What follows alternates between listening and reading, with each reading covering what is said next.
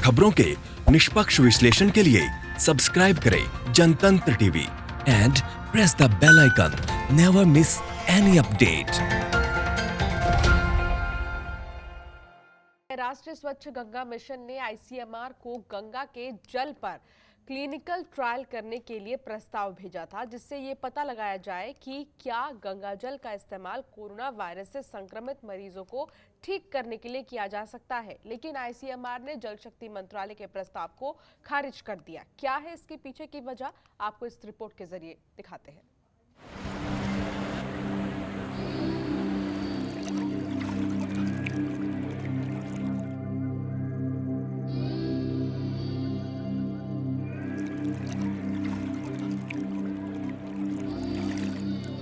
गंगा के जल पर क्लिनिकल ट्रायल के प्रस्ताव को आईसीएमआर ने खारिज कर दिया है। दरअसल मंत्रालय ने आईसीएमआर से अपील की थी कि कोरोना वायरस के इलाज के लिए गंगा जल पर भी रिसर्च होनी चाहिए।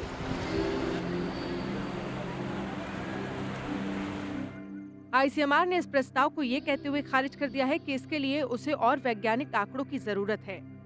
आईसीएमआर में समिति ने कहा है कि फिलहाल उपलब्ध आंकड़े इतने पुख्ता नहीं हैं कि कोरोना वायरस संक्रमण के इलाज के लिए गंगा जल पर क्लिनिकल अनुसंधान किया जाए।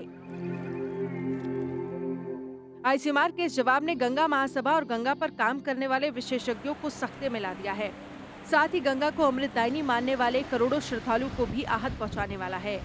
ऐसे में ये सवाल भी उठ रहा है कि गंगा पर पिछले 40 सालों में हजारों करोड़ रुपए खर्च होने के बावजूद अगर प्रॉपर रिसर्च और आंकड़े नहीं है तो फिर गंगा पर किया क्या गया।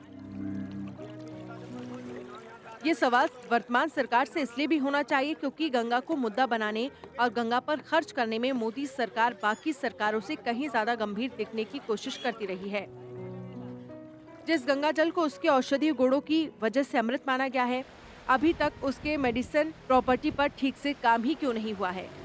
गंगा जल में आत्म शुद्धता का गुण, जिसे हम बैक्टीरियोफेज कहते हैं, जिसमें सुपर बग जैसे वायरस को भी मारने की क्षमता है। आईसीएमआर का यह कहना है कि अभी बहुत रिसर्च किए जाने की जरूरत है। यह विषय आयुष मंत्रालय का है। और दूसरे, हमें इस बात पर बहुत दुख हुआ कि गंगोत्री से गंगा सागर तक 5 आईटी और इसके बाद भी गंगा पर रिसर्च नहीं, पर्याप्त रिसर्च नहीं, और जो रिसर्च है वो गंगा के किनारे के नहीं है।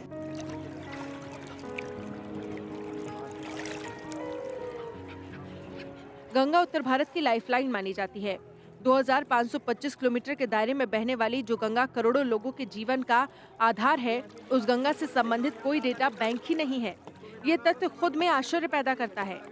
गंगा महासभा ने तो यहाँ तक कह दिया है कि गंगा के किनारे 5 आईआईटी होने के बाद भी अगर प्रॉपर डेटा और रिसर्च नहीं है तो ये बेहद शर्मनाक है। ये सभी लोग जानते हैं कि गंगा के पानी में औषधीय गुण है।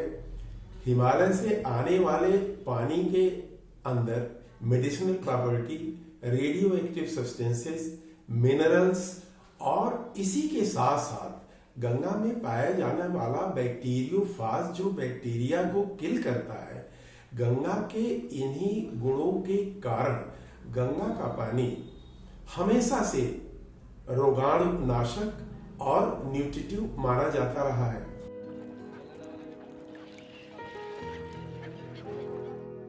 कोविड-19 जैसी महामारी के संकट की घड़ी में हमारा गंगाजल कोई चमत्कार दिखा सकता था, बशर्ते इसके मेडिसिनल प्रॉपर्टी और इसकी विशेषता बैक्टीरियोफाज पर प्रॉपर डेटा और रिसर्च रहता।